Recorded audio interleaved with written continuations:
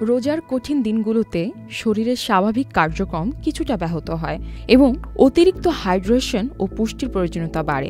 এমন সময় ডাব একটি আদর্শ খাবার হতে পারে আপনার জন্য। চলুন জেনে নেওয়া যাক ডাবের উপকারিতার সম্পর্কে। রোজার সময় আমাদের শরীর থেকে পানি বের হয়ে যায় এবং তৃষ্ণা অনুভূতি বাড়ে।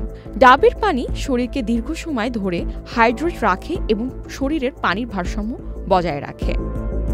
ডাবের পানিতে প্রাকৃতিক শর্করা থাকে যা রোজা ভাঙার পর দ্রুত শক্তি প্রদান করে।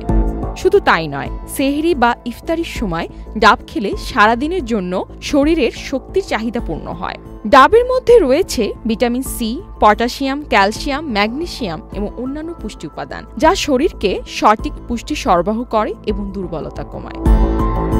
আপনি জানলে অবাক হবেন, ডাবের পানি এবং মাংসে থাকা ফাইবার হজম প্রক্রিয়ায় উন্নত করে এবং পেটের অস্বস্তি কমায়, যা মানবদেহের হজমের উন্নতি ঘটায়।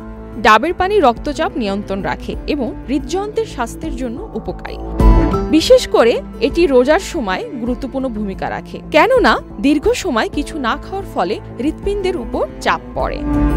রোজার সময় আমাদের ত্বক সূক্ষ্ম হয়ে থাকে, কিন্তু এক গ্লাস ডাবের পানি আপনার ত্বককে আর্দ্র রাখবে এবং রোদে পোড়া ত্বক বা অন্যান্য ত্বকের সমস্যা কমাতে সাহায্য করবে।